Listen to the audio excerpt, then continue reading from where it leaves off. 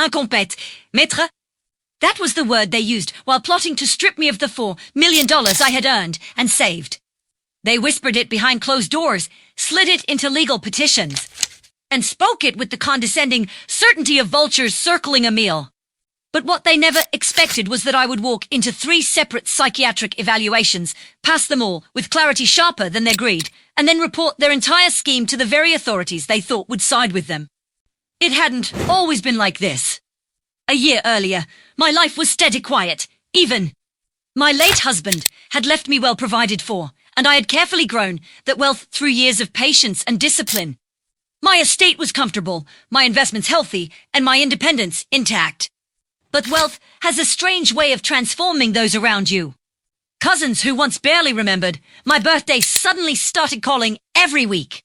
A niece who hadn't seen me in 10 years appeared at my door with flowers, speaking sweetly of family bonds. And then, of course, there were the whispers. She's older now, one cousin muttered to another at a barbecue I foolishly hosted, thinking family togetherness might soothe old wounds. Do you really think she knows what she's doing with all that money? I caught the words, pretended not to, but something inside me tightened. They weren't just words.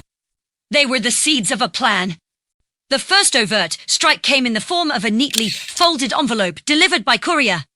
I had been sipping tea on my porch when I opened it, expecting another charity solicitation. Instead, the letter informed me that a petition had been filed in court, questioning my competence to manage my own estate. My name, written as though I were already a patient under guardianship. My concerned relatives requested oversight of my assets, claiming I was showing early signs of cognitive decline. My hand trembled, but not from fear. From rage. When I confronted them, they wore masks of pity. "We're just worried about you," my niece Emily said, her eyes wide with a practiced innocence that might have fooled someone else. "It's so much responsibility. And Clara, wouldn't it be easier if we helped manage things?" "Helped manage," I repeated slowly, my voice as cold as the ice cubes clinking in my glass. "You mean seized?" She gasped, pretending to be wounded. "How could you think that? We only want what's best for you."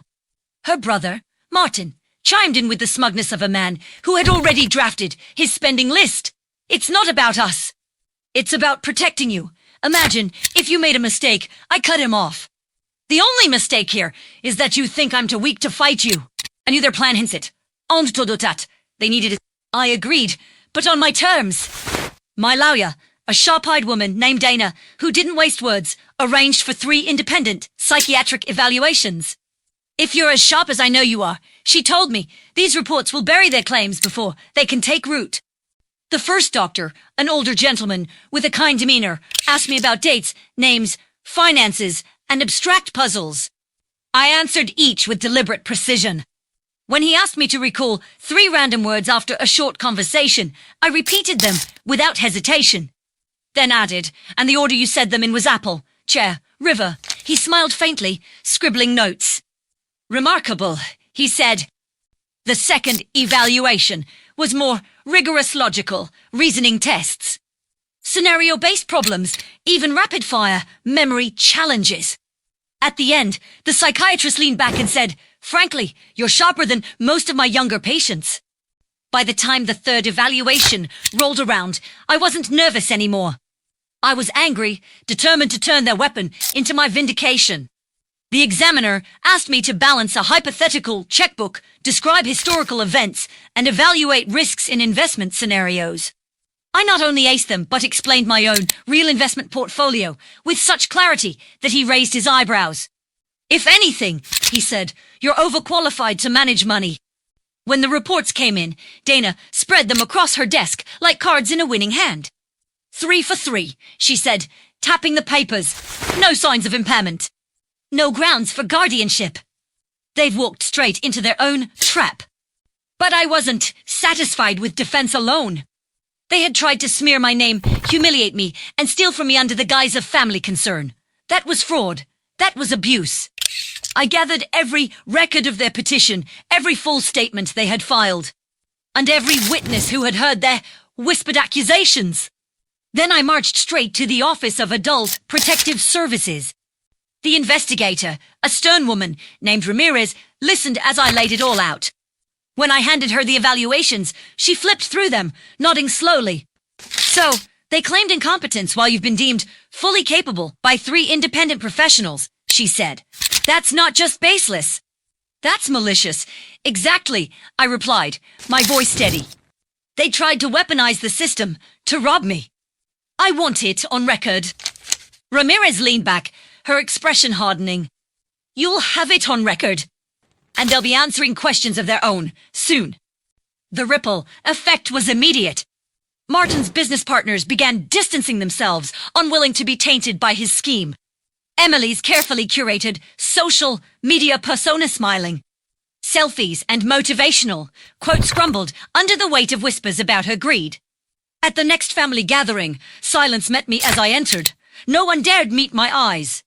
I took my seat at the table, straight-backed, while the air crackled with the tension of shattered pretenses. Finally, Martin broke the silence. You didn't have to do this, he muttered bitterly. I turned to him, my gaze unflinching.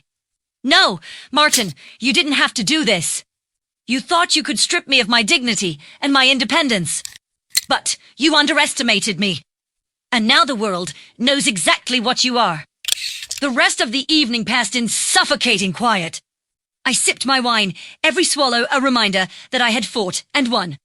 My fortune was still mine, my mind sharper than their greed, and their reputations irreparably stained. But deep inside, I knew this was only the beginning. Because when people taste power even, if only in their imagination, they rarely let go without another fight. On me family for all, not system. Martin didn't look at me again that night, but I could feel his resentment burning across the table like a live wire. Emily fidgeted with her napkin, eyes darting from face to face, gauging whether anyone would dare defend them. None did. They all knew the truth now what had begun as whispers of concern had curdled into a public scandal. Still, I knew better than to relax. People like Martin and Emily didn't vanish after one defeat. No, they regrouped, licked their wounds, and came back meaner. A week later, the first sign of retaliation came. My banker, Mr. Whitmore, called. Mrs. Langford, he said carefully, we received a rather unusual request today. Your niece attempted to access your trust account, claiming she had joint authority. She doesn't. I snapped. She never has. That's what we told her. She produced what she called new paperwork. Forged, obviously. We confiscated it. I thought you should know. My chest tightened, but not from fear, from a grim sort of validation. They were still at it. The guardianship attempt hadn't worked, so they were escalating. I thanked him and immediately rang Dana. She came over that evening, her legal pad already open. They've moved from legal manipulation to outright forgery, she said after I explained. That shifts this into criminal territory. Do you want to press charges? I hesitated, staring into the fire flickering in my hearth. Part of me still clung to the foolish hope that blood meant something. But then I remembered Emily's wide-eyed performance, Martin's smugness, the petition that had tried to brand me incompetent. Yes, I said finally, my voice like stone. I want every attempt documented and prosecuted. Dana's smile was thin, sharp. Good, because once this hits the district attorney's desk, it won't be just whispers about them. It'll be indictments. The days that followed were tense. Ramirez from Apps returned, this time with detectives. They sat in my living room, flipping through copies of the forged papers, the petition, the evaluations. Classic financial exploitation attempt, one detective muttered. We've seen it before, but rarely this blatant. They didn't even try to cover their tracks properly. Greed makes people sloppy, Ramirez added. But we'll make sure it doesn't make them rich. As the investigation swelled, word spread further. My phone rang with neighbors offering support, old friends checking in. Even the local newspaper caught wind. Heir apparent accused of exploiting wealthy ent, seeing their names in print under that headline, was almost poetic. But Martin wasn't finished. He showed up at my gate one evening, his car idling on the curb. His voice carried as he shouted up the driveway. You've ruined us. Think eating wine, vis grave people forget. We'll come back from this, and when we do, I stepped out onto the porch, cutting him off. When you do, I'll be waiting, and I'll bury you again. Go home, Martin. Before you say something that lands you in jail tonight. For a moment, his face twisted with fury, but then he got back into his car, tires squealing as he sped off. Inside, I poured myself a drink and let the glass rest in my hand. Their campaign had started by questioning my mind. Now, it was my resolve they were testing. And if there was one thing I knew, for certain, it was this: I had survived worse storms than greedy family. They could call me incompetent, unfit, even senile, if it pleased them. But I had the documents, the law, and my own unshakable will. What they didn't realize yet was that their every move only dug their grave deeper. And I was patient enough to watch them bury themselves completely. They thought bruising me with headlines would be enough. What they didn't count on was how many small, stubborn allies I had quietly accrued over the years: bank clerks who remembered my careful deposits, an accountant who had taught me how to read the fine print, a young paralegal who refused to let a forgery slide without a name attached. The first week of the investigation felt like threading a needle with no eyes closed. Every document, every signature examined, every timestamp pulled and held under light until the forgery's edges showed. Detectives were methodical. They traced the supposed new paperwork back through a chain of scans and photocopies. Emily's social media bravado unraveled further under subpoena. Private messages surfaced careless. Resentful notes about sorting the estate and finding a loophole. Martin's business emails revealed a pattern of late-night drafts and revisions. He had never finished but had the goal to claim as finalized authorizations. "You'd have thought you were clever," Dana said one chilly morning as she spread a folder on my kitchen table. Her pen tapped the table like a metronome. Forgeries, false petitions, attempted access. This isn't family squabble anymore. This is conspiracy to commit financial exploitation. I want them prosecuted, I said. Not out of vengeance, but because if we let this stand, someone else will be next. Dana nodded. "We'll make sure the day understands that. And we'll keep you out of any uncomfortable hearings unless necessary." But my comfort wasn't the issue. My voice had to be heard. I wanted the courtroom to see the woman beneath the rumors, the woman who balanced ledgers, rode out market swings, read contracts for pleasure. When the day called and said they had enough to file charges, I felt the old adrenaline surge white-hot and precise. The arraignment was worse than I'd imagined. Being led into a courthouse always feels too much like stepping into a cage. Reporters clustered at the entrance, their cameras a swarm of hungry eyes. I walked past them with my chin up. I would not give them the sight of me staggered. Martin and Emily arrived flanked by two attorneys, faces hard as flint. They had tried for bravado earlier. Here, their faces betrayed panic. A prosecutor, young, blunt, and fiercely organized, laid out the charges: attempted theft by unauthorized access, filing false documents, and conspiracy. The judge listened, occasionally peering over her glasses. "You are ordered to have no contact with the victim," the judge said, pointing at my niece and nephew. "And any attempts to access the estate shall be blocked pending further hearing," Martin sputtered. "This is outrageous. You wanted access," the prosecutor replied. "You attempted to create it." Outside the courtroom, the hush of the courthouse felt like blessing and curse quiet that amplified the echoes of their denials. People I'd known for decades stepped forward offering statements. A neighbor who'd seen Martin in the driveway at odd hours, an elderly friend who'd been approached by Emily with helpful suggestions about financial matters, the bank manager who confirmed the forged documents had been submitted, their testimony honesty and a deal of truth. In the weeks that followed, the family fractured in ways that surprised even the most cynical. My sister Martin's mother came by one afternoon with her shoulders stooped and a bag of warm scones. I thought maybe we could mend things, she whispered, eyes full of mutiny and regret. "They're my children." I bit into a scone and felt its buttery warmth. "Their family. Premier c'est slow, but families use it shield for theft." She looked like she might cry. "I know. You knew I finished for her." That's the saddest part. She left with the scones untouched. The small kindness felt like a wedge, and wedges can open doors and wounds. Emily tried to rebuild her image on social media, posting photos of charitable work and heartfelt captions about learning from mistakes. Comments flooded, some sympathetic. Agnes Vanya Kurzimals withdrew. Rumors spread of a bank freeze on a separate account he had hoped to use to repair his finances.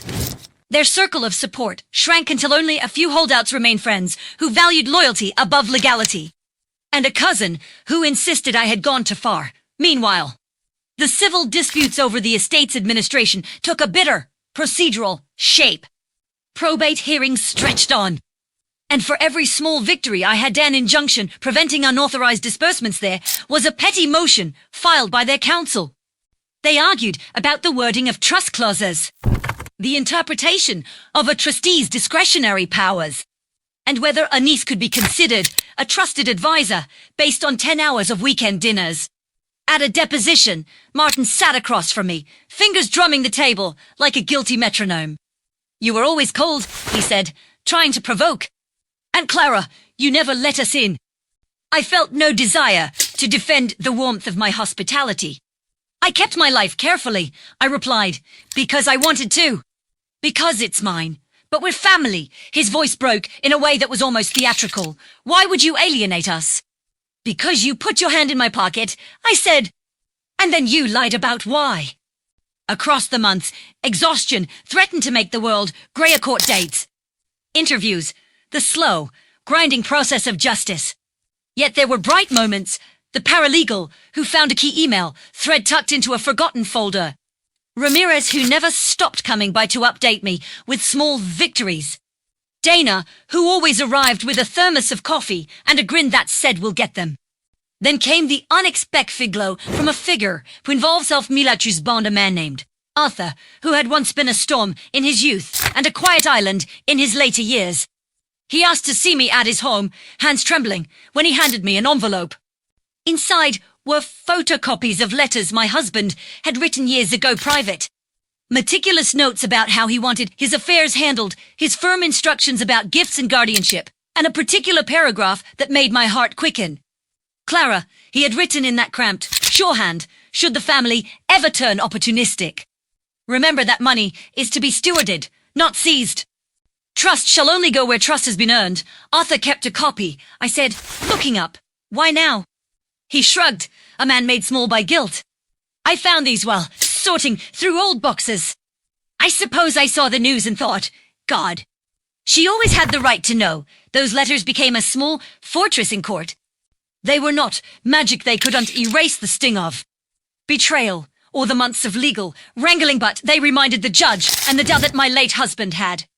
Intended for his estate to remain with the person he trusted most.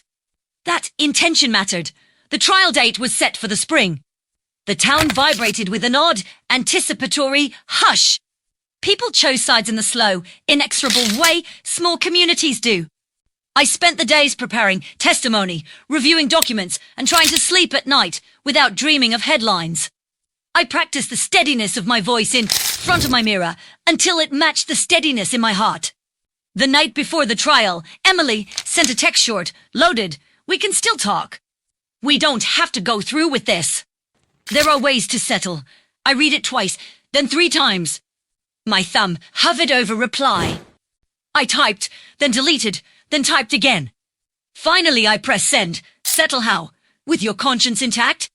No replique am Zeyniment. The next morning, dressed in a plain suit and with Dana, at my side I walked into court, ready to lay out everything.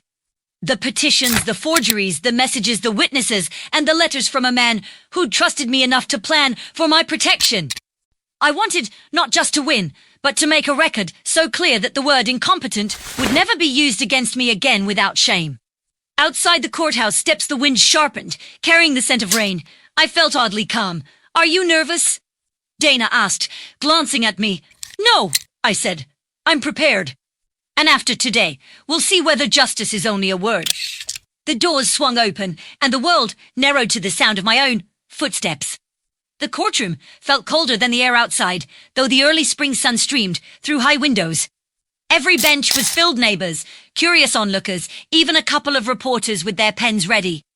My family, once so boisterous at gatherings, sat clustered together in stiff suits, their faces set in stone. Emily's mascara was heavy enough to seem like armor. Martin's jaw clenched each time he glanced my way. Judge Hardwick entered, her black robe swaying as she took her seat. The gavel's sharp crack cut through the hum of whispered speculation. State versus Martin Langford and Emily Parker, the clerk announced.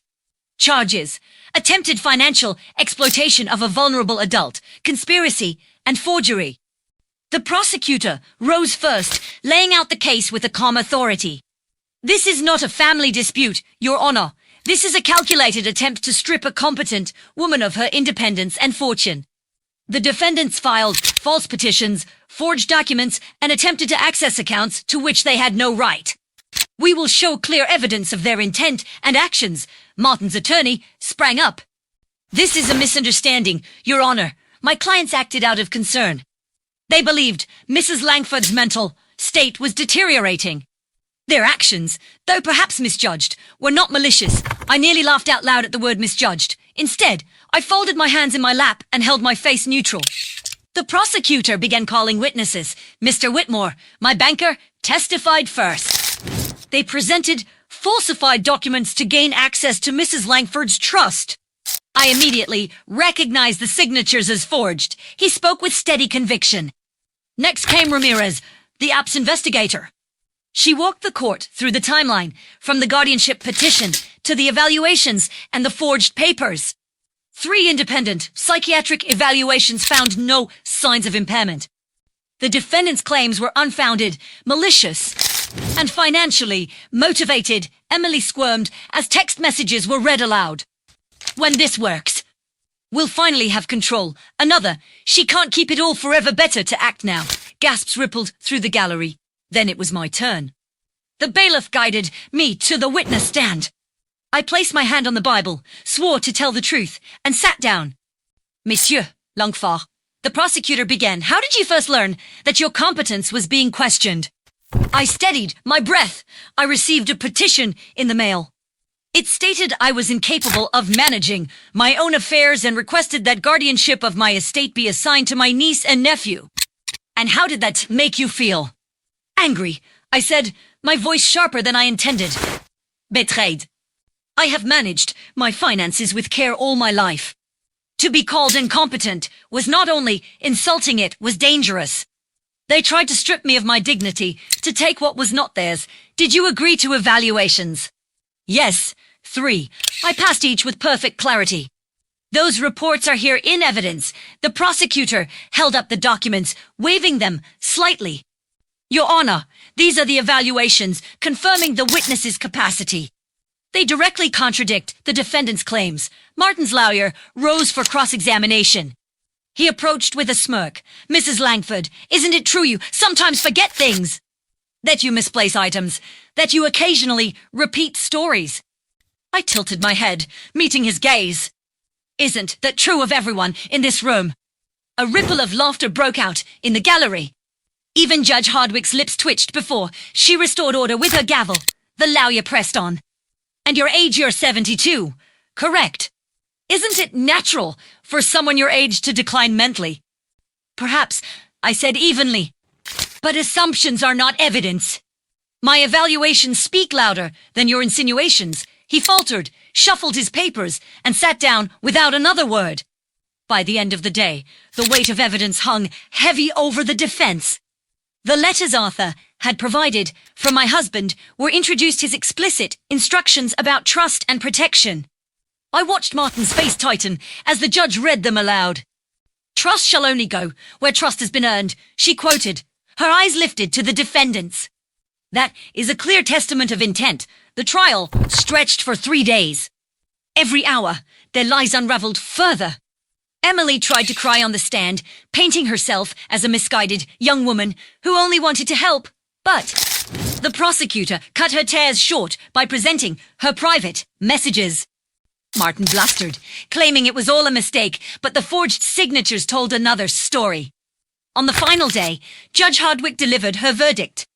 The defendant's actions were not born of concern, but of greed. This court finds Martin, Langford, and Emily Parker guilty on all counts. Sentencing will be scheduled. Gasps filled the courtroom. Emily buried her face in her hands. Martin stared at me with pure venom, as though I had conjured the outcome myself. But all I felt was relief. The word they had tried to brand me with, incompetent, was gone. replaced by their own. Guilty. As I walked out of the courtroom, the reporters swarmed. Microphones and questions jabbed at me, but I said only one thing before stepping into the waiting car. Competence isn't proven by age. It's proven by truth. And today, the truth won. Yet even as the cameras flashed, I knew this battle was only a chapter. Money makes enemies stubborn, and my family had proven how far they would go. And something told me they weren't finished yet. The sentencing came 3 weeks later, and the courthouse buzzed with anticipation. Everyone wanted to see how the judge would handle family-turned-predators. I sat in the second row, with Dana beside me, her presence a quiet shield. Emily shuffled in wearing a navy dress that hung loose on her frame, her eyes swollen from nights of tears. Martin, still clinging to defiance, strode in with his chin up, though the tightness around his mouth betrayed the panic. Judge Hardwick entered, her robe flowing like a curtain closing on a play. She wasted no time. Having considered the evidence and the gravity of the defendant's actions, she began. Her voice ringing out in the hushed room, this court sentences Martin Langford to 4 years in state prison for conspiracy and forgery. Emily Parker for her lesser role and cooperation with investigators. Will serve 18 months in county jail, followed by probation. The words landed like stones. Emily sobbed openly, clutching at her lawyer's sleeve. Martin's face flushed crimson, and he turned in his seat to glare at me, lips curled into a silent snarl. I didn't flinch. I met his gaze with calm finality until the bailiff tapped his shoulder and led him away in cuffs. Outside the courtroom, reporters clustered again, questions flying. Mrs. Langford, do you feel vindicated? What message do you have for other families facing exploitation? Will you ever forgive your niece and nephew? I raised a hand for silence. This was never about revenge, I said clearly. This was about protecting my dignity and my independence. No one family or not has the right to strip someone of their autonomy through lies. If my story serves as a warning, then let it stand as one. The cameras flashed, and I turned, refusing to let them see any more of my private grief. Because grief was there, tucked beneath the triumph, they were still my blood. I remembered Christmas mornings when Martin had helped shovel snow for my walk, summers when Emily had picked apples with me in the orchard. Now, those memories were tarnished, eclipsed by greed. Weak said. Their absence was a strange emptiness at family gatherings, where relatives shifted uncomfortably in their seats, unsure whether to offer sympathy or distance. Some whispered that I had been too harsh.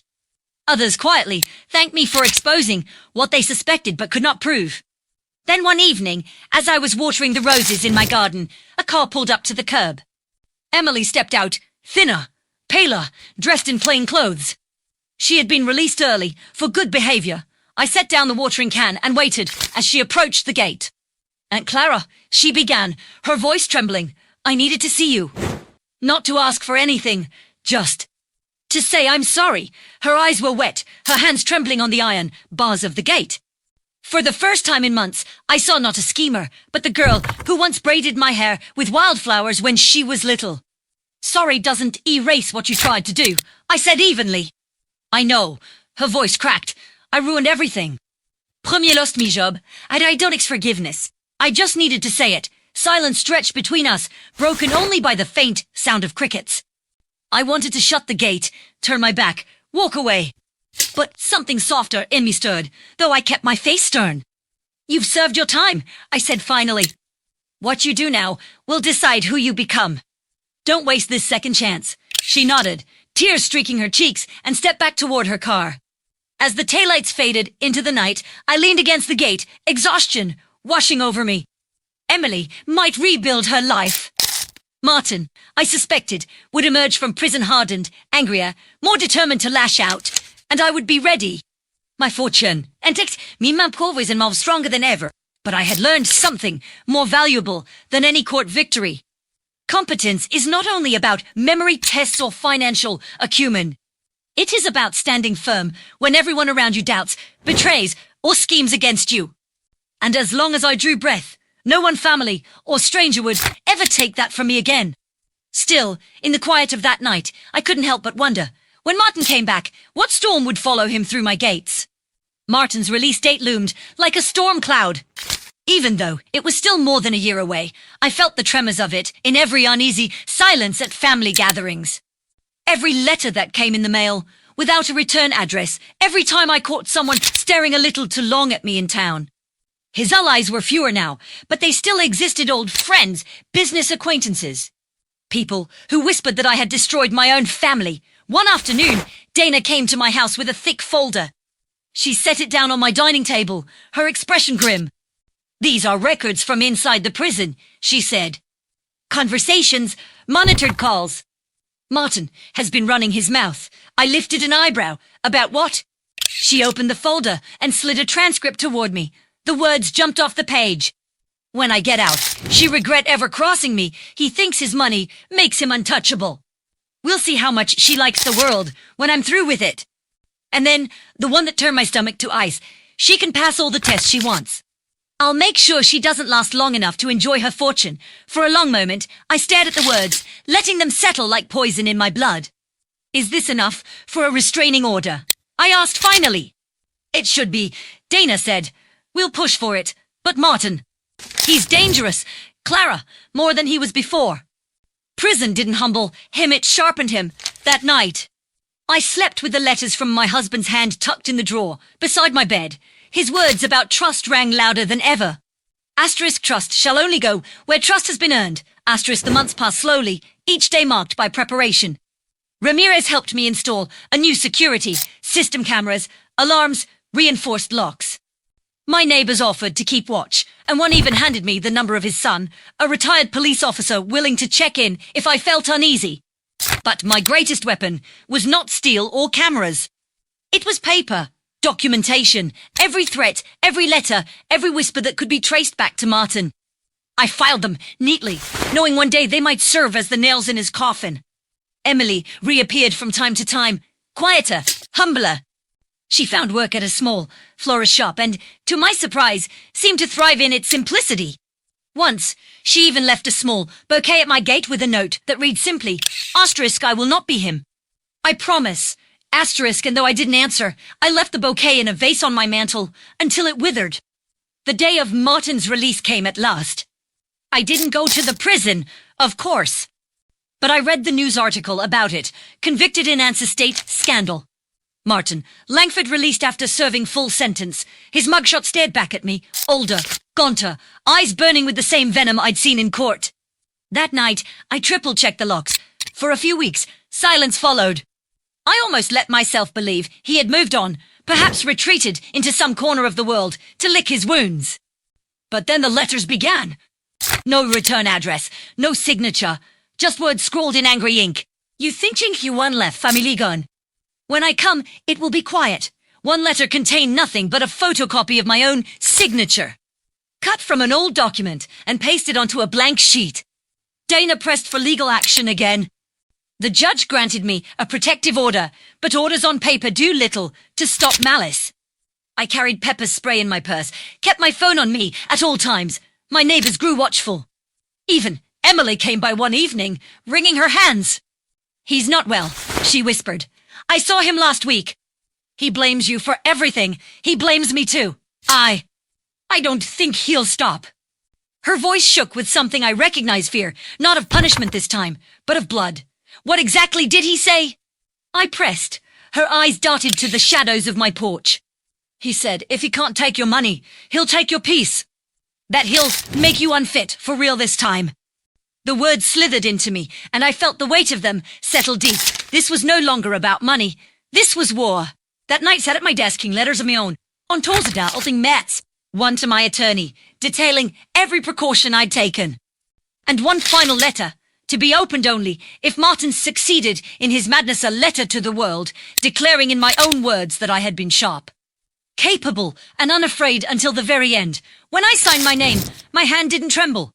Because if Martin wanted to brand me incompetent, unfit, powerless, he would fail again. Entity team, 4B survival. It began quietly, almost too quietly, and ennies that settled into the marrow of the house. The cameras would catch flickers of movement at the edge of the property. A shadow near the fence, the crunch of gravel, where no one should be walking, a car parked. Just far enough down the road to be unseen, unless you were looking for it. I knew it was Martin before I even saw him. One morning, as I stepped out to collect the newspaper, I found something waiting on the porch. Not a letter this time. A dead crow, wings splayed grotesquely, a scrap of paper tied to its leg. Asterisk, you can't outthink fear. Asterisk, I called the police. Of course. They came, photographed it, took the note into evidence. But I saw it in their eye. They thought it was just intimidation, not an actual threat. Probably just trying to scare you. Ma'am, the officer said kindly. I didn't bother to argue. I knew better. Dana arrived an hour later, face tight with fury. This is escalation, she said flatly. He's testing your nerves, seeing if you'll crack. Then he doesn't know me at all, I replied. But I could feel my heart pounding as I said it. That night, Emily called. Her voice trembled through the receiver. He came to my apartment, she whispered. Banged on the door for half an hour, shouting about how I betrayed him. My neighbors called the police, but by the time they arrived, he was gone. Did you file a report? I asked. Yes, they said with your order and mine. They'll pick him up if he comes near again. But Aunt Clara, he's unraveling. Her words were a warning, but also a strange comfort, proof I wasn't paranoid, proof someone else saw the danger. 2 nights later, I heard it myself. The crunch of footsteps on my driveway. Slow, deliberate. I killed the lights, heart hammering, and peered through the curtains. A figure stood at the edge of the porch, just outside the glow of the security light. Too tall to be Emily, too still to be a stranger lost, Martin. He didn't move for nearly a full minute, just stood there, Evals half-shadowed, half-lit, staring at the door as though he could burn through it with his gaze. Then, with a deliberate lift of his hand, he pointed at the house. At me, and walked away. The police came again. They drove the neighborhood, found nothing. I showed them the footage from the cameras, his face blurry, but unmistakable. They promised to increase patrols. It was something, but not enough. Dana pushed for immediate arrest. The protective order is clear, she told the Da the next morning, voice sharp as glass. He violated it, twice. He's daring the system to hold him accountable, but the dare, cautious as always, hesitated. We'll need more than a blurry video. He'll claim it wasn't him, so I waited. Première documented. I slept lightly, listening for footsteps. And then came his first real strike. I was driving home from the market one afternoon, groceries in the back seat, when my brakes suddenly failed as I rounded the bend near my driveway. My car lurched, skidding across the gravel shoulder before I managed to yank the handbrake and stop inches from a tree. Shaking, I climbed out and looked. The brake line had been cleanly severed. Not worn, not frayed cut. I stood there on the side of the road, the sun burning down on my shoulders, the weight of what had just happened pressing into my chest. This wasn't intimidation anymore. This was attempted murder. When the tow truck driver arrived, he whistled low at the damage. This wasn't an accident, ma'am. Someone wanted you to crash. I nodded, though my voice shook when I replied. I know who. That evening, with pulling room lie storm, let me decision. I've been defending myself from his schemes long enough, I said. It's time to go on the offensive. If the law won't stop him now, I'll make sure it has no choice. Dana paused, her eyes catching mine. What do you mean? I said, my voice steady despite the tremor in my hands. I'm going to set a trap. Anti-team He won't walk away free. I spent the next week turning my house into a witness. Lights on timer's motion, sensors tuned to whisper, at the slightest stir cameras angled to catch more than a shadow, and a decoy safe bolted in the study where anyone with a glint of greed would naturally look.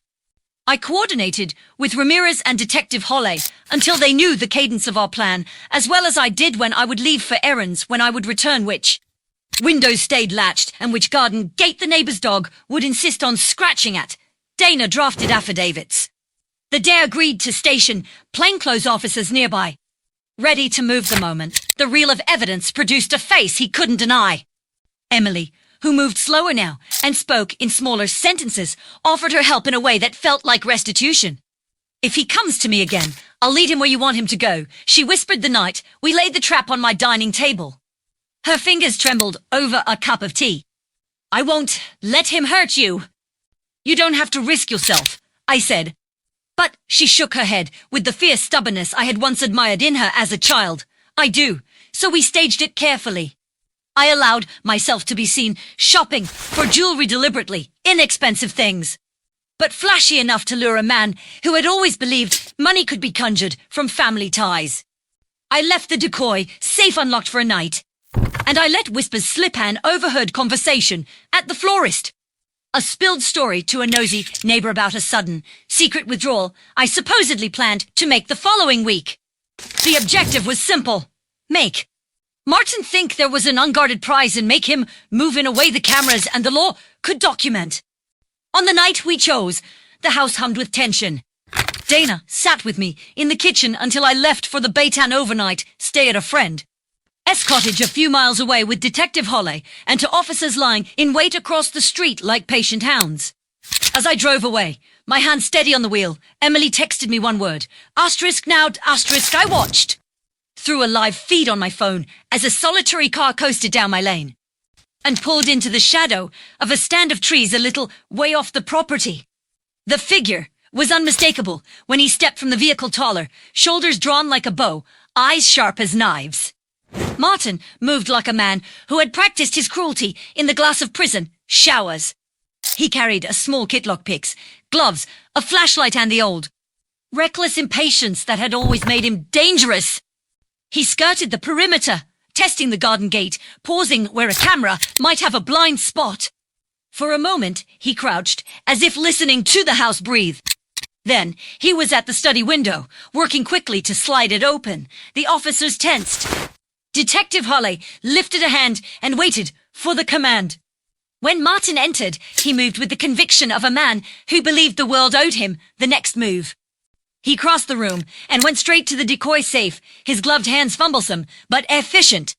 In the live feed, I could see his jaw work as if he were practicing the speeches he would give when the money was in his pocket. He opened the safe. He lifted the bundle of marked bills we had placed there. He smiled a horrible, greedy smile and tucked the money into his jacket. At that exact moment, lights flooded the study. Detective Holley and two uniformed officers rounded the corner, voices loud and controlled. Police! Hands where we can see them! Martin spun, the money half hidden beneath his arm. For a heartbeat, he looked stunned, then furious. He lunged not for a weapon, but for the nearest officer, a blind fury that came from the animal part of him. The officer reacted, grabbing him under the arms and twisting until Martin's struggling subsided. In the scuffle, Martin tore the cuff of his glove. A smear of blood marked the edge of the safe where his hand had grazed the metal. You have the right to remain silent, one of the officers recited, and Martin, panting, sneered at me through the open study door before they led him away. They didn't just take him, they processed him. The camera footage caught his face, unmistakable and raw. The officers catalogued the torn glove, the blood smear on the safe, the marked bills in his jacket. More importantly, they found tools tucked under a loose floorboard in the study tools matched to fingerprints that, in a small triumph of careful preparation, had my neighbor's son dust for and lived hours after the arrest. When they brought him to the station, he tried again the act of defiance, a long, venomous monologue about how I'd ruined him, about how justice was a joke that only applied when it suited the powerful. No one in the room needed to be convinced by his theatre. The doll had what he wanted, the broken glove, the blood smear, the live feed footage of the break-in, and the marked bills.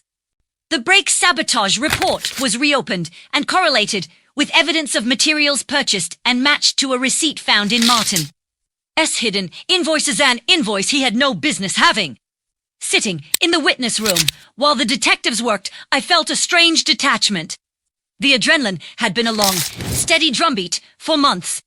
Now it slowed into something heavier, like relief tempered with sorrow. When the detective returned with the prints, he laid them across the desk like a verdict. He tried to stage it as a theft, but his fingerprints on these tools tie him to the prior cuts on your brake line. And this smear of blood on the safe DNA tested positive. He paused. We've got him on attempted murder, intimidation, and multiple counts of theft and forgery. The DA's ready to move. Martin's arraignment, that week was less cinematic than the trial had been. There were no grand speeches, only a swift reading of charges and the clank of custody doors closing behind him. As they led him past, Our eyes met. He spat words I could barely make out, threats softened with the impotent rage of a man with no options left. I watched him go, and something quiet and sharp broke inside me, like the last thread snapping on a very old garment. Friends came to the house after. Ramirez hugged me with an intimacy that felt almost familial. Emily sat with her hands folded in her lap, the weight of the night written across her face. "I'm so sorry," she said, and this time I believed it. "I should have stopped him sooner." "You tried now," I told her, and it was a truth that tasted like iron in my mouth. There were civil suits to follow, hearings for additional protective measures, and interviews where my voice had to remain a steady instrument of fact. The town's chatter hushed for a while, as the headlines turned from scandal to something grimmer: a convicted nephew returned to prison for trying to kill his aunt. People looked at me with something like new respect and something like a cautious distance. My roses bloomed that year with an almost obscene abundance, as if the earth celebrated small, stubborn triumphs in spite of human cruelty. At night, I sometimes lay awake and pictured the path forward, the meticulous guardianship of my estate, the safety measures that would keep me secure, and the careful mending of the few bridges left that were worth saving. There would be no grand reconciliation with Martin. His choices had carved a canyon that could not be bridged with apologies. But there were other things to tend: the trust my husband had placed in me, the quiet integrity of my daily life, the friends who had watched my back. I had intended the trap to catch a thief. It had caught a version of my family I scarcely recognized, hardened, irrevocably changed. In the cold light of the morning that followed his arrest, I found that victory was not a roar so much as a small, certain breath. I inhaled it slowly, feeling it steady me. And though the future remained uncertain, the legal motions, the possible appeals, the long shadow that people like, Martin always cast dice, slept that night with the shutters closed and the cameras watching, knowing I had finally tilted the scales far enough that they would fall in my favor. Months crawled by, but the silence in my house no like menacé toi relief like charm. With Martin back behind bars, this time facing years instead of months, the threat that had hung over me like a noose loosened at last. But peace, I learned, is never as clean as a gavel's crack. Emily came often, her hands busy with flowers or groceries, her eyes always searching mine for forgiveness.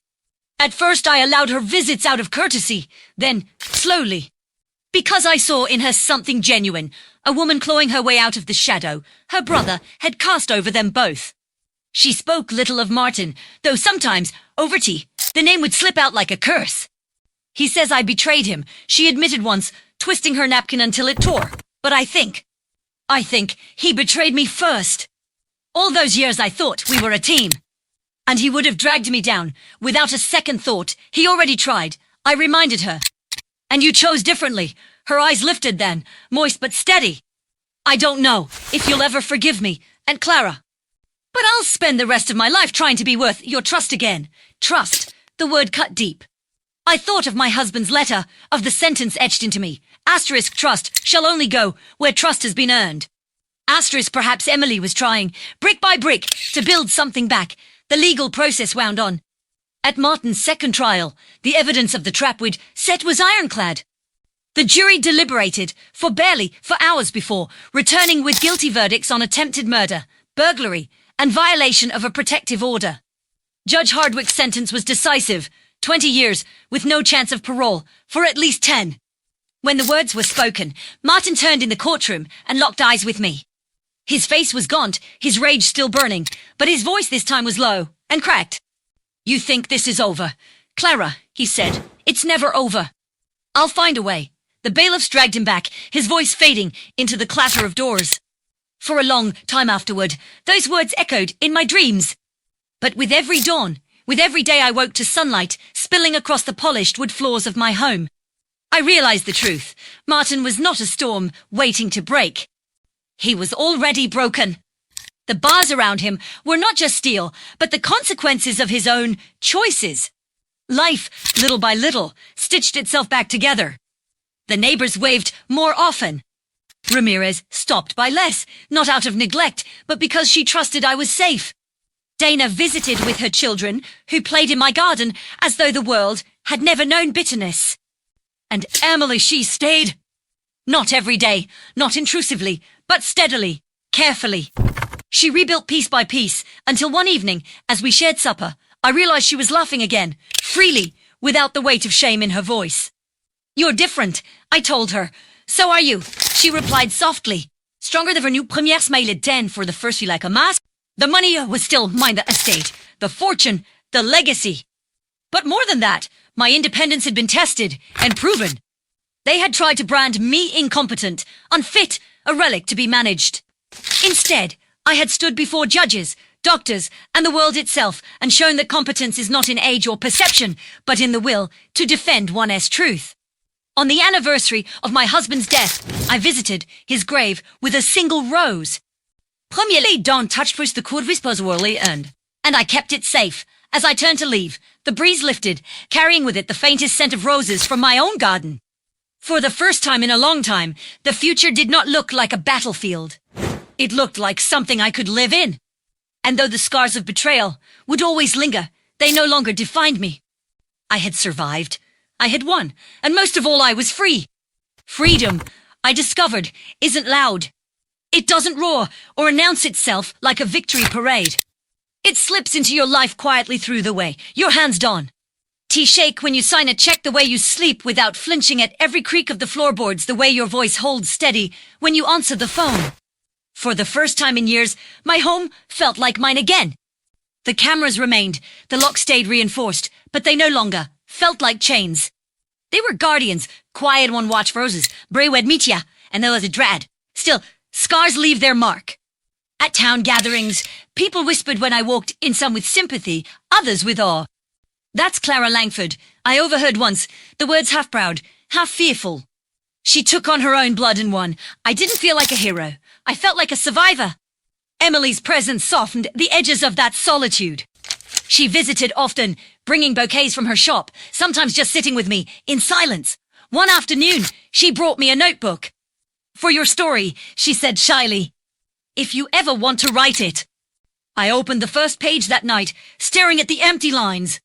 How could I compress betrayal, resilience, and vindication into words? But then I remembered the crow on my porch, the forged signatures, the gavel declaring guilty. Slowly, I began to write not for the world, but for myself. Letters from well-meaning organizations began arriving, advocacy groups for elder rights, financial protection, networks. They wanted me to speak, to tell others how to defend themselves. At first I refused. The thought of reliving everything in public made my stomach twist, but one letter changed my mind. It was from a woman in another county. She wrote, they called me incompetent too, my own son. I lost everything because I didn't know how to fight. You give me hope that I wasn't wrong to resist. Her words struck me harder than any of Martin's threats. If my ordeal could spare even one person from the trap I nearly fell into, perhaps silence was no longer an option. So premier agrède. My first talk was at a modest community center, just a few dozen people in folding chairs. My palms sweated, my throat tightened, but when I spoke, the room leaned in. I told them the truth, that dignity is worth defending, that competence cannot be stolen with a lie. And that predators often wear the faces of those closest to us. By the time I finished, the room was hushed. Then came the applause, not raucous, but steady, respectful. A woman pressed my hand afterward, whispering, "Thank you." I needed to hear this. Word spread. Invitations followed from universities, legal forums, even state panels. I traveled with Dana once, standing before a hall of young law students, telling them the law is not just words on paper. It's a shield if you're willing that fiercely. And I thought of how Martin had tried to twist the system, and how, in the end, the system had unmasked him. Heures passées. My fortune remained, but its weight no longer felt like a curse. It became a tool, one I used to establish a foundation in my husband's name, grants for elder advocacy, scholarships for young attorneys who chose guardianship law. Emily became its quiet steward, proving with every day that she was not the girl who once betrayed me, but the woman who had chosen a different path. Martin faded from the headlines. His appeals were denied, his allies scattered. Occasionally, rumors trickled, in a fight in prison, a failed attempt at parole, but they no longer pierced me. He had become what he feared most, irrelevant. On my 85th birthday, I stood in my garden, surrounded by neighbors, colleagues, and friends. Emily handed me a cake, its candles glowing against the dusk. Make a wish, she urged. I looked around the laughter, the blooming roses, the peace I had earned. And for the first time in decades, I realized I had nothing left to wish for. Because I had already taken back everything they tried to steal. And I had kept the one thing no court, no thief, no betrayal could strip away. My competence, my dignity, and my will to live life on my own terms. The storm was over. And I remained. The storm may have passed, but its memory never truly left me. Even in peace, I carried it a scar written into my bones. A reminder of the war one had fought not only against my family, but against the cruel assumption that age meant weakness. In quieter years, I often walked my garden at dawn. The roses, thick and defiant, bloomed brighter than ever, and I sometimes wondered if they reflected me, cut back, scarred, but flourishing again. Birds sang in the hedges where once a dead crow had been laid, and I took it as a symbol that life insists on returning, no matter how vicious the winter. Emily grew into her role at the foundation with grace. Where she had once been timid and unsure, now she was confident. Her floristess hands just as adept at arranging grant applications and charity galas as they were at tying bouquets. The first time I heard her stand in front of a crowded hall and speak about protecting the vulnerable, I felt a quiet swell of pride. She had been redeemed, not through my forgiveness alone, but through her own relentless choice to change. Sometimes, late at night, I would open the notebook she had given me years earlier. By then, the pages were nearly full, my account of every lie, every hearing, every victory. But interwoven were reflections on dignity, on trust, on what it means to grow old without growing small. I had not set out to write a book, yet my words had become one. Publishers' Andouille Dana's Guidance was released. To my astonishment, it reached far more people than I had ever imagined. Elder groups, advocacy circles, even young readers who told me, "You made me see my grandmother differently." And Martin, his name became a ghost. Now and then, a news clipping arrived, another denied appeal, another disciplinary report from prison. I stopped reading them. He had taken too much of my energy already. Years folded into each other. I turned 90, then 95. My hair silvered fully, my steps slowed, but my mind remained sharp, my tongue still quick. At a birthday celebration hosted by the foundation, I gave what I knew would be my last public address. They tried to call me incompetent, I said to the crowd of faces, some familiar, many new. They tried to make my years an excuse to rob me. But age is not incompetence. Age is survival. Age is wisdom earned. And if you take nothing else from me, take this. Never surrender your dignity to anyone, not even those who claim to love you. The applause rose like a tide. In the fin my life, but in legacy. The house was quieter, the roses fuller, the air lighter. Emily was at my side often, bringing tea, bringing laughter. One spring morning, I sat with her in the garden, the sunlight warm on our shoulders. "You've built something beautiful," she said softly, her gaze sweeping over the foundation's annual report in her lap. "We built it," I corrected.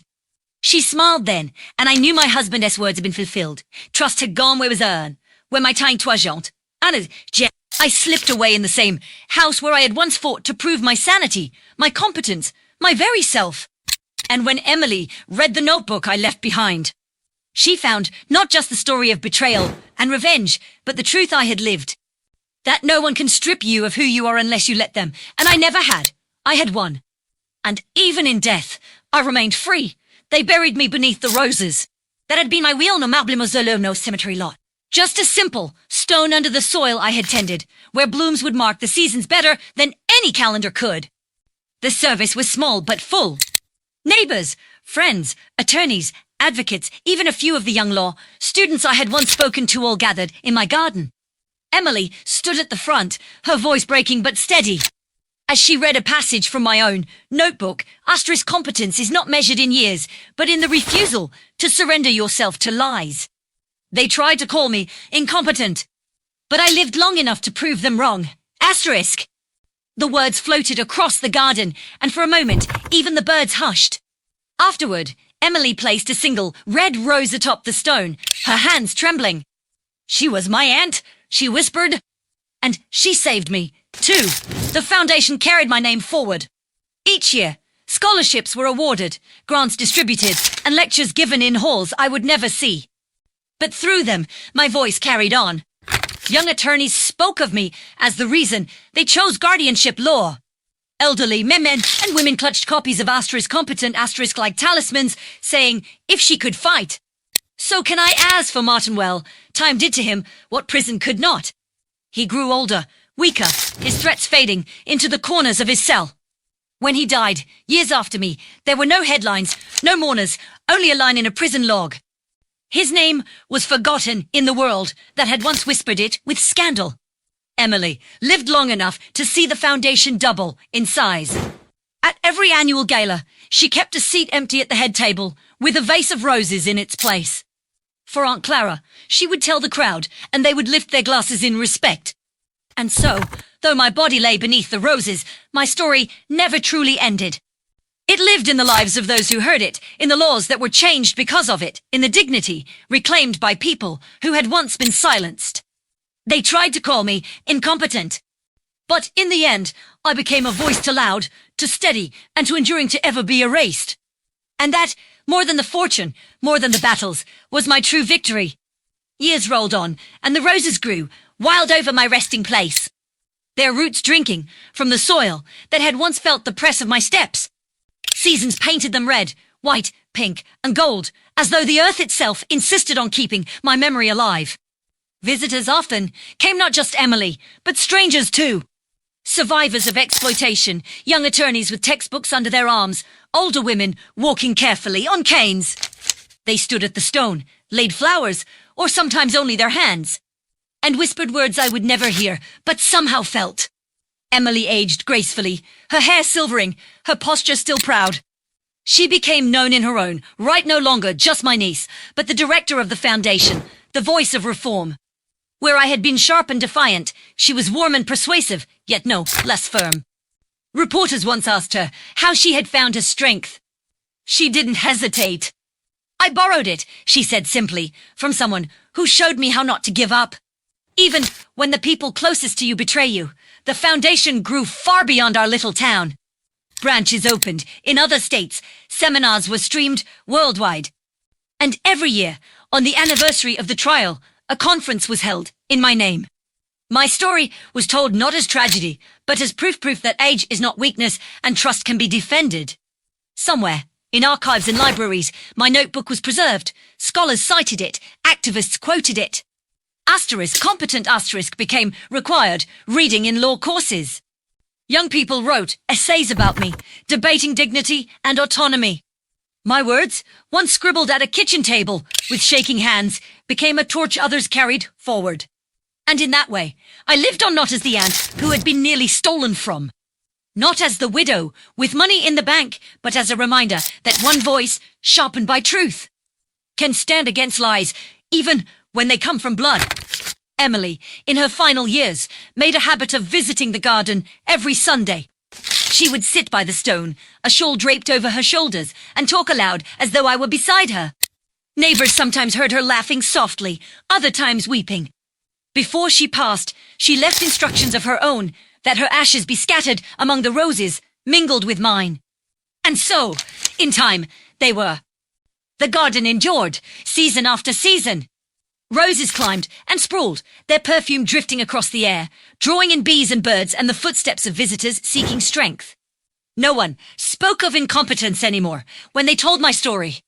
They spoke of defiance, of survival, of dignity unbroken. And as long as the roses bloomed, I remained. Would you like me to expand even further into how the Foundation reshaped laws nationwide after Clara S. passing, making her fight part of history itself? The Foundation did not fade when Emily's hands were gone from its helm. By then, it had taken on a life of its own, seeded by my struggle, watered by her care, and carried forward by hundreds who had been touched by the story. In the years after my passing, legislators began citing my case during debates on elder protection laws. The lavered edition that competence could not be stripped by assumption, and that false petitions for guardianship were themselves a form of abuse. State after state began revising their statutes.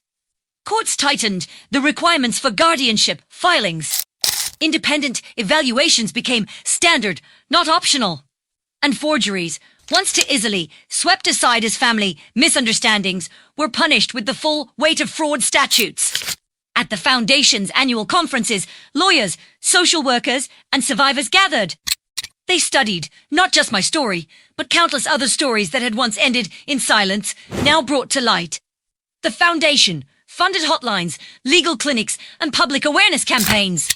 Billboards in city centers read, **** competence is dignity. Dignity is a right. Protect both. ***. My name became less important than the movement itself.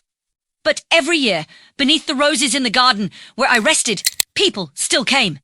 Sometimes they were elderly, women clutching their children's hands. Sometimes they were young attorneys with notebooks. Sometimes they were strangers who only knew me through a passage, a lecture, a headline long past. They laid flowers, read the inscription on the stone, and walked away a little straighter, a little stronger. Emily's wish was honored, her ashes scattered among the roses, her name etched beneath mine.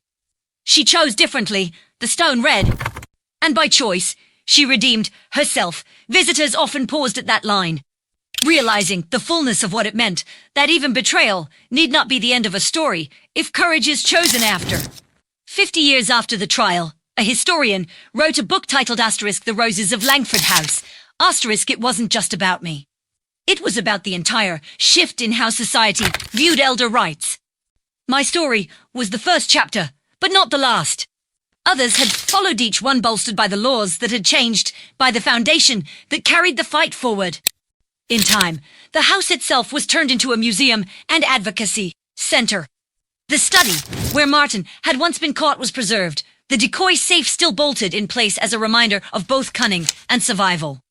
Children on school trips wandered through the halls, listening to guides tell them this is where one woman refused to be silenced. And outside, the roses bloomed, year after year, thick and stubborn against every winter. Their scent carried on the wind, a reminder stronger than stone or ink. They had tried to call me incompetent, but in the end, I had become part of history. And history does not forget. A century passed, and the world changed in ways I could never have imagined, while alive machines speaking in voices as clear as human ones. Medicine stretching lifespans to ages that once seemed impossible, cities rising with towers of glass and steel. But in all the noise of progress, one quiet truth endured, the story of an old woman who refused to be erased. They taught it now not only in law schools, but in history classes. Students learned about revolutions, wars, and social reforms, and, nestled among them, was *** the Langford case, *** the spark that reshaped how societies understood dignity in age.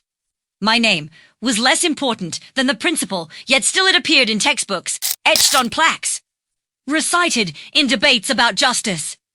The Foundation, no longer just national, but global, had grown into an institution with offices on every continent.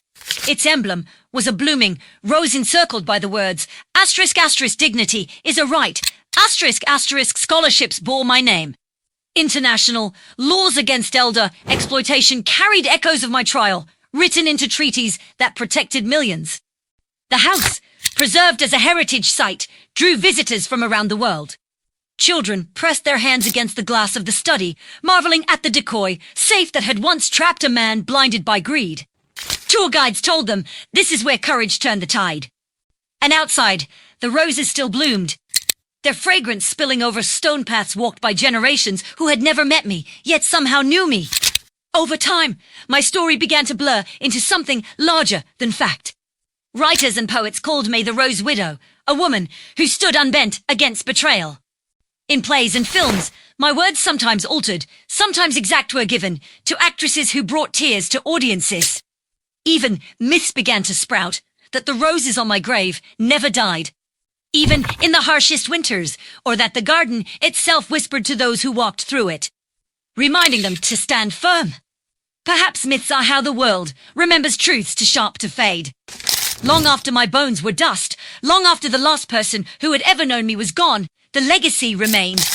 Not because I had been wealthy, not because I had been wronged, but because I had stood unflinching when it mattered most. They had tried to call me incompetent. And yet, 100 years later, children recited my defiance as if it was scripture, lawyers swore by my precedent. And roses bloomed where once they had tried to bury me. Not forgotten. Not erased. Enduring. Centuries slipped by, and the line between history and legend blurred until no one could say with certainty where the truth ended and the myth began. My name, Clara Langford, was still recorded in old legal texts preserved in brittle archives. But among the people, I was called something else now. Asterisk, asterisk, the Rose Matriarch. Stories told around hearths and in classrooms painted me not just as a woman who fought her greedy kin, but as a symbol of defiance itself. In villages and cities alike, elders whispered to their grandchildren. Remember, Clara of the Roses proved that it is weakness, but wisdom, sharpened by survival. Asterisk. The foundation I had built was no longer an organization, but an order of sorts global, centuries deep, woven into the very laws that govern society. Its seal, the blooming rose, adorned courthouses, advocacy centers, even schools. As Vergin Sumps Rosetling guardians, reminders that dignity was to be defended as fiercely as life itself. And yet, with time, the story changed. In plays, I became a queen betrayed by her kin. In epics, a warrior who fought not with swords but with words sharper than any blade. In whispered myth, the roses at my grave were said to bleed red when injustice was near, and to glow white under the moon when truth prevailed. Historians debated endlessly. Was the crow on my porch fact or invention? Did Martin truly whisper his last threat in court, or was it added later by dramatists to heighten the tragedy? Did my roses bloom unnaturally strong because of the soil, or because the earth itself honored me? None of it mattered. What mattered was what the story had become, a beacon. In the far future, when humanity walked beneath artificial suns in distant colonies, my name still traveled with them. Records of my case were preserved in digital stone, studied by scholars who never once stepped on Earth's soil. And on the first outpost where settlers planted life, a single rose bush was grown not for beauty, but in remembrance. Children there learned the myth, not as dusty lore, but as a living tale of a woman who, when the world conspired to silence her, sharpened her truth until it could not be denied. They had tried to call me incompetent. But centuries later, I was remembered as the proof that competence is not a measure of years or wealth, but of will. And as long as roses bloomed on Earth, on distant worlds, in gardens or behind glass domes, so too did I. They had tried to strip me of my dignity, to brand me incompetent, to reduce me to nothing more than a signature they could forge and a fortune they could steal. But in fighting them, I proved something far greater than ownership of wealth. I proved the endurance of will. The sanctity of truth and the unbreakable strength of a voice that refuses to be silenced. In life, I defended myself. In death, I became a symbol. And in time, I became a legend. So let the world remember. Competence cannot be stolen, dignity cannot be forged, and truth, once spoken, outlives us all. That is my legacy. That is my victory.